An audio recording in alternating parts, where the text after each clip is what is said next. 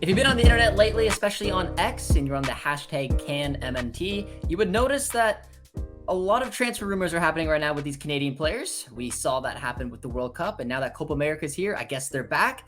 Alex, I'm sure you've noticed it, and today we have a lot to discuss.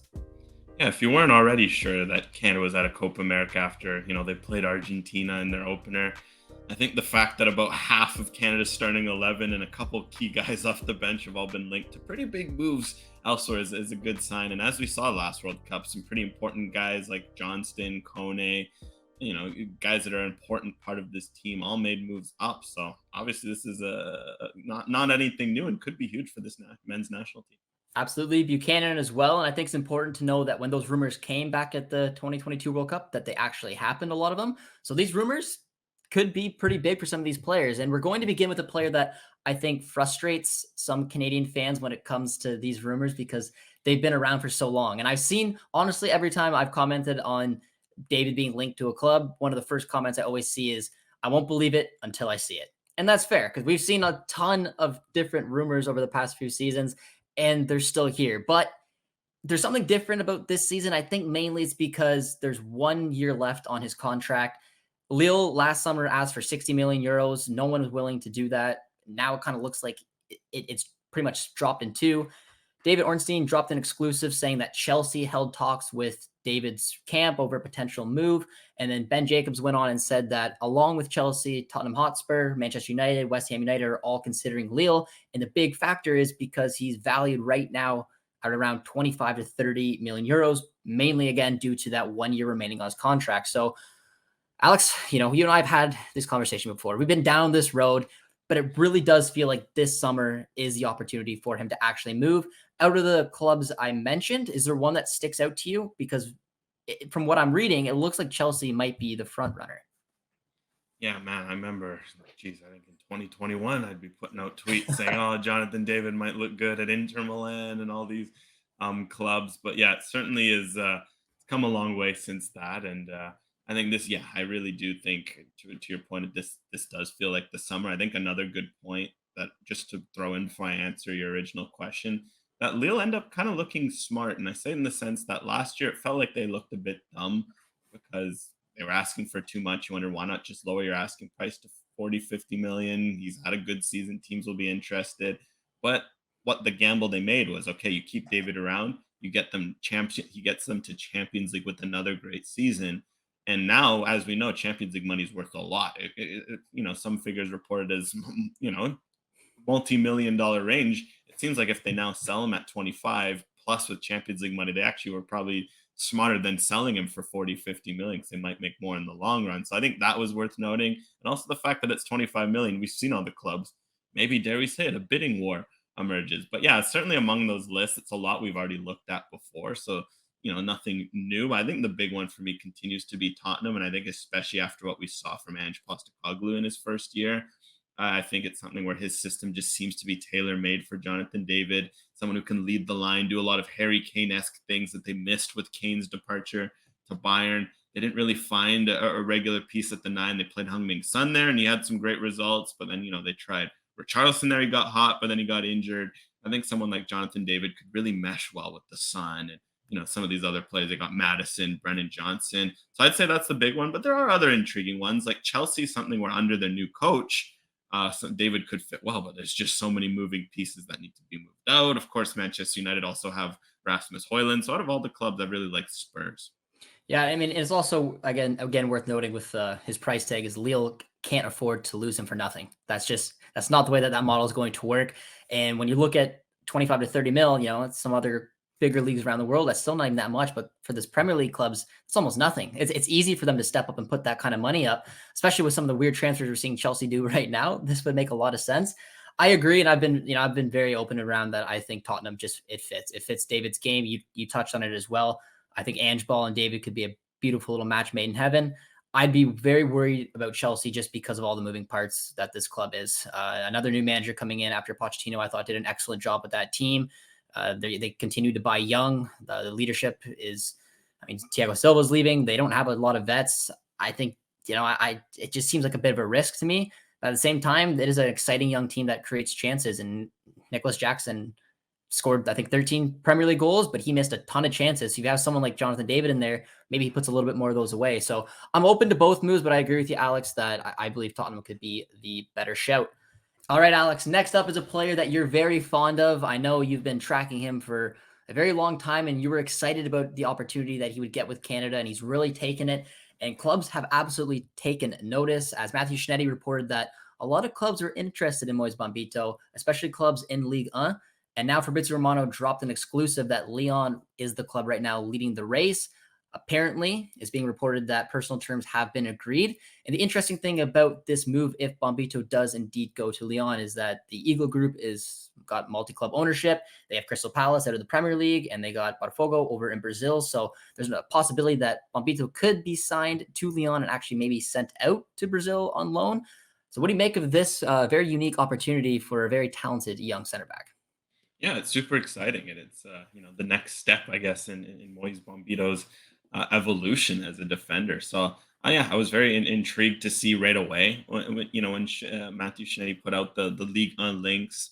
Funnily enough, that day before I even saw those rumors, I was joking off to someone, be like, "Nah, I just look at Bombito's profile. He's so fit for League on." Like you see how. Like just to use an example, much younger, very interesting prospect, but Eleni Yaro at Lille, how good he's been this year, athletic, but so good on the ball, etc. And you think, yeah, that could be something where Bombito, he fits into that mold of a lot of young Liga center backs that we've seen develop and then make a move elsewhere. And I think Lyon could be a great fit for Bombito to do just that. Of course, he's a bit more of a late bloomer at 24, but for a center back, he may as well be 19, 20 with that position. And yeah, we've talked at length with his physical skills, his technical skills. He's got both to fulfill the demands of Liga, and then it would just be up to learning the more of the tactical side, and the other aspects of being a top defender at a top level. And what I do like about this Lyon option is that, yeah, of course, there's something. Maybe he gets eased in by going to a Brazil first, but you look at their squad from last year. Jake O'Brien ended up being a bit of a revelation, the Irish center back, but Duje Kaleta-Carr, Sonali Diomande, Dejan Lovren, those are all guys that, Bombito could come in and compete with. And maybe he's not starting right away, but he can push and learn and grow and go in that environment. And so, yeah, I just see this Lyon move. I see Bombito.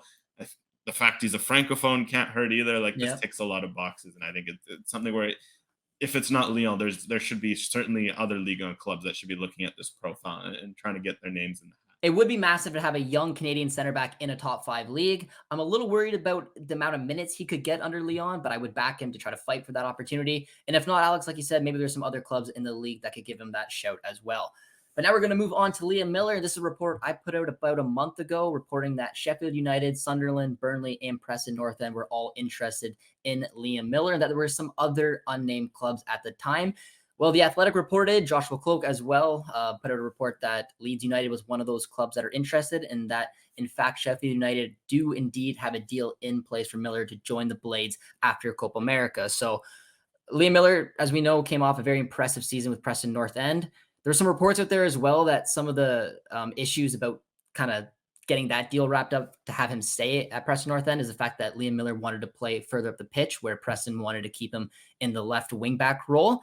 We've interviewed Liam before. We know he wants to play higher up the pitch. He is an attacker. If you watch him play, he is direct. He likes to, cut in, take on defenders. He can hit them from distance. He's just that very direct player. But I do think he's got a really good style to his game where he can be relied on the defensive side of things. So I don't have an issue with him playing in the left wing back, especially for Canada. But when it comes to when it comes to his club team, if he wants to play further up the pitch, I mean, that's going to be on him. So maybe Sheffield United give him that opportunity. So Alex, out of those clubs, again, does anyone of those ones kind of stick out to you? I know Leeds United is an interesting one, but it does seem like Sheffield's leading the way. Yeah, I mean, it's something where for Miller, his defensive game can only help him. You've seen it's helped him nail a starting spot for Canada, that defensive partnership he has with Alphonso Davies and the defensive responsibility he can bring. And of course, you can bring that as a winger, you can bring that as a wing back. I don't think we'll see him as far back as a fullback, but if you were ever to play there, it could help him in that role. But yeah, I think it's some sort of role where he could play defensive winger could be attractive to teams, and perhaps that's what some of those clubs see. So I think, something like a Sheffield United could be interesting, given that they just, of course, went down. They'll feel like they're, with the parachute payments and all that, they'll feel like they're a threat to go right back up. And I think that could be an interesting move for Miller's, finding a club like that where you can be at the top end of the championship, push for a title. It's a very good league, and if he's a meaningful contributor, that would be huge for him. And then also set up the possibility that if you go up, you are a key contributor. You can maybe play in the Premier League, or attract interest elsewhere. So very curious to see what club he ends up picking, because that kind of seems to be the theme, right? Like all the clubs you've mentioned will all be promotion threats next year based on their results last year. Either they got relegated like Burnley and Sheffield United did, or they were close to promotion like the Leeds United. So I'm curious to see what he feels that best fit is. But right off first glance, I seem to like Sheffield United just because I know Leeds has a glut of wingers, and Burnley, of course, changed managers after Vincent Company. So Sheffield United just kind of sticks out at first glance. That would be my pick as well, but I do want to stress that there are still some other unnamed clubs in the mix. So one to keep an eye on. We don't exactly know where Liam Miller could end up, but it does seem like Sheffield United could be a good option. Another player that is probably going to be on the move this summer, I would like to say, is Theo Bair, who had a fantastic season in Scotland. And apparently, according to Cloak, it's believed that Rangers and Celtic are a couple clubs that are interested in Bair within Scotland. I mean, it makes sense. They're the two big boys in the league, and Bair had a fantastic season. But there's also being reported from Cloak that there's multiple mid to bottom clubs in Germany that have some pretty intriguing proposals for Theo Bair. So, Alex, I mean, for me, I would love to see Theo Bair go to the Bundesliga. That is for sure. I mean, ideally a club I would like to see him go to would be one where it fits his style, but I don't even know if I want to get too picky because I don't have any exact clubs in mind. I know to me, it's a top 3 league. It's an attacking league. It's a fun league. And I'm sure that the profile of Theo Bair could really fit for many clubs, especially that clubs that are hungry and looking for goals. Saying that though, if a top 5 move doesn't happen, I don't think Rangers and Celtic are a bad idea either, considering that he's now proven that he can compete in this league. He now just gets to do it with the best in the league and compete for trophies. And we've seen what a player like Alistair Johnston and how his game has, evolved at a club like Celtic. So out of the Bundesliga, I guess remaining in Scotland, is there one that makes you a little bit more excited? Yeah, for sure. And before I mention, it's also worth noting that this is one to keep an eye on because his contract is up at the end of next year. He only has 1 year left on his current deal with Motherwell. So it sounds like they're looking to cash in on him based on those reports. And why not? He had a phenomenal season. If you're Motherwell, if you can get a multi-million-dollar fee, it seems like there's at least a chance like they could reinvest that in their squad on multiple players and help them push up the table. So I'd just say keep an eye on that. But yeah, there's kind of a split because, like, of course, if you're at Rangers Celtic, you're at a top club, right? You're at clubs that'll play in Europe, push for trophies. That's a different kind of mentality. There's always a lot of depth there, so you're fighting for your spot week in, week out. But then there's the flip side of where overall level of the Scottish league might not be as high, especially if you're Scotland Rangers, you're dominating all the time. Whereas, the Bundesliga, then on the flip side, the level is higher. Of course, you're in a top 5 league, but of course, it might be harder to get opportunities. Might also, if you do play, you might not get as many touches, especially if you're a smaller club going up against the likes of Bayern, Dortmund, all you name it, Leverkusen, Leipzig, etc. So there are flip sides of it. I think for Bear, the fact that he just had the season he had on a lower level Scottish club, he's kind of used to that mentality. So I'd say, why not go to the Bundesliga? I think it could be a good test of his technical, physical profile, where he'll obviously bring something different with his size, but then he's also got good technique and he can further accelerate that side of his game by playing in Germany. So I think as long as there's, again, like I will stress with all these, if I didn't mention it before, I'll mention it now. Josh has mentioned as well. The biggest thing here is where they play. I think if there's a club, say like in Liam Miller's case, if they're out of the 7 clubs, one club was going to play him X amount of minutes and all the rest were going to play him less, take the one with the most minutes. That's what's important for a lot of these guys, and that's what I'd echo for Bear. But if it comes down to picking between Scotland and Bundesliga, I'd go Bundesliga. I agree. And like I said, it's kind of hard to pick which clubs when we don't have clubs in front of us. But yeah, I mean, the Bundesliga is obviously a top 5 league. If there's a club that will give him minutes and he fits their system, even better. And Alex, you took the point right out of my mouth. I was going to say it is that, he's used to scoring, playing for a lower table team. So, I mean, it could really work out. It could absolutely take his game to another level if he makes that type of move. So that's where I'm hoping to see Bear go this summer, and we will just have to wait and see. Another player that could be on the move is another center back, Alex. And all of a sudden, our 2 starting center backs for the Canadian men's national team could be playing in top 5 leagues. We already touched on Bombito. Derek Cornelius is the next player to touch on. And once again, this is coming from Joshua Cloak. He's been reporting a lot of these stories. So big shout out for Cloak for allowing us to make this video because a lot of them came from him as well as Shanetti.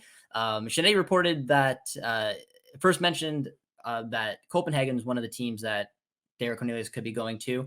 And then Cloak put out this article mentioning that there are clubs in Ligue 1, Bundesliga, as well as some pretty top level teams in Greece and Denmark that have been tracking him. He's been a very, very successful right now with Malmo in Sweden. He's obviously having a pretty solid start to Copa America, a couple good friendlies as well. You know, he's not the perfect finished article, but I think Derek Cornelius could be ready for one of those steps. I'm not sure out of those where I really want to see him go. I'm leaning towards Liga, so I'm kind of curious to see what you think. And I also think it's kind of important for Cornelius to maybe get off the Sweden schedule. I think they are changing it eventually, but right now, I mean, it's tough, and you want to see him playing in Europe, which he is, but you playing the European schedule. Yeah, no, I think it's interesting, and I think for Cornelius, I think it's one where he should either stay at Malmo in the sense that he's at a good spot. It's a good place for development, so that if like the alternative is a Copenhagen, whatnot, continue to be at Malmo, push for trophies. That's a good spot to be. But if you are going to make a move, I like Bundesliga for him. I think it's something that's worth remembering. That's you can't forget that actually he begun his career in Germany. When he was back in 2014, he went to VfB Lubeck. I spent a couple years there. Then, of course, he went to Serbia, where I think that's where he actually became a center back in Serbia. He was a forward in Germany. But I think the fact that he's got some familiarity there, probably some familiarity with the language, etc. And I think just the fit wise, it might make a bit more sense. You know, again, like we mentioned, Ligue 1, in terms of the league, it's very athletic, very end-to-end league at times. Not to say Cornelius isn't athletic enough to handle that. He certainly is. But I think with his technical profile and how much he's grown a lot in Malmo and, of course, Panathinaikos before, he's improved a lot on the ball. He's strong on the ball. I think that Bundesliga style could suit him a bit more. So, again, it depends on what kind of fit is there. But I just really see him in the Bundesliga. And it could be fun. Imagine that scenario where your two starting center backs heading into the next few years. It's one in Liga 1 getting his reps in Bombito, and then it's one in Bundesliga getting his reps. I think that unique contrast in profiles and leagues and everything, that could be just, again, the continuation of this already what has been a pretty great partnership, even though these two have only played a few games together. Yeah, I would love to see him in the Bundesliga as well. It's one of my favorite leagues to watch. I think it's very open. I do agree that his technical skill could really be useful in that league. I think it being so open, the amount of goals that we see and the way that some of those styles play, maybe that's why I was leaning a little bit more towards Liga. But regardless, I mean, if he goes to either one of those leagues, it's a huge win. And there's still some pretty good options, you know, whether he does go back to Greece, we know his links and connections there, Denmark as well. Copenhagen's a big club. I do like that too. But again, I kind of agree with you that he'd probably be better just to stay where he is instead of making that type of move. I'd want to see almost a top 5 league, or at least close to top 5 league move if he's going to move on from Sweden. So we have one final player here on this massive, massive transfer episode. Quite the list. And we're going to end with the guy with the best hair on the list, and that is Jacob Schaafberg. This is once again coming from Joshua Cloak, who's reporting that Schaafberg does have some interest from Liga MX's bigger clubs, as well as some teams once again in Germany, the Netherlands, and Belgium.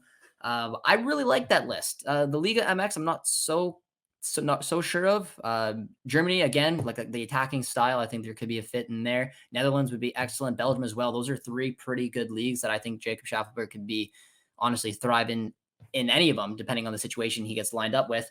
And is an important player to touch on because he's a player that's really taken Canada by storm. The performances we've seen from him coming off the bench, his ability to, you know, go at Argentina the way that he did in that first game and create chances against some of the best, the world champions. You know, he's been doing it for Nashville for a while. I think you're going to mention, Alex, that Nashville may not be that interested in selling, which could be the issue. But I don't know if I could have named 3 better leagues that I think would fit Jacob Schaafberg's game in Germany, Belgium, and Netherlands. Once again, Alex, is one of them stick out to you? Not, you know, I mean, all 3 of them are going to stick out, and probably Germany is where you want to end up. But, you know, is there one of the leagues that you think that he could just really fit into and thrive? I'd like to see him in like a Netherlands. I'll Netherlands? throw that one out, or even Belgium, but I'll lean Netherlands just to pick one. And I think for Jacob Schaafberg, it's interesting because it feels like the next step in his development is just continuation of the growth of his technical profile. Because he's quick, he's got a unique physical makeup. But as we've seen over the last few years with Nashville, he's grown a lot technically. He's, starting to score some pretty incredible goals with both feet. His crossing has been much improved this year, and something that's really stood out from this year versus last year.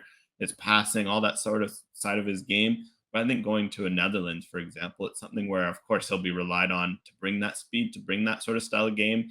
But also, it's just, you learn so much technically there. And I think that's his next step in his evolution. I'm just curious to see what Nashville kind of makes this. I guess, to be fair, in this case, they can't lose because it looks like Schaafberg's under contract till at least the end of 2026. So that's 2.5 more seasons. So it's something where Nashville could just keep him, or that means they have to get a good offer for him. And in that case, they're making a profit and they can invest it in their squad. But also, I don't think that's a bad thing for Schaafberg either, because I think with Nashville, there's still a step for him to take there where you can go from a pretty regular piece to like a top level, top end contributor with that Hani Mukhtar, where it's like a regular Sam Surge as well. It could be in that kind of big three, big four. He's kind of flirted with it, but it's kind of not fully been immersed in that group. But if not, if the Netherlands come calling, both sides are able to work out an agreement, I think it would be fantastic for the technical side of his game. And, again, he's someone where what I like about him is you can look at it and not think, all right, he has to start on this Canadian team. Of course, if he pushes into that long term, fantastic, but he just brings you something so unique off the bench, that energy. He isn't phased by if he plays 5 minutes or 45. He gives you something in the game. And it's rare to have sort of players who can do that as off the bench or as a starter, as he's shown. Now, there is no rumors around this. I agree with you, Alex. I think Netherlands could be a great little home for him. If you're not aware, PSV do have a tendency to look at CONCACAF players. Chucky Lozano has moved on. That right wing position could be there. I'm just throwing Ernie Stewart. Yeah, Ernie Stewart. Call the Nashville. You know what to do. I'm just throwing that out there. I think he would be a great fit, and it'd be a really fun story and a club I would love to watch with a little sprinkle of mullet in there. So those are all the transfers for today. It was a long episode, Alex, and it's fantastic to see all of these opportunities hopefully come for these players. So I want to hear from you guys in the comment section. What do you think of all these rumors? Let us know where you want to see some of these players go. And of course, if you enjoyed this episode, as always, be sure to drop a like, drop a sub. We'll see you guys soon. Cheers, friends.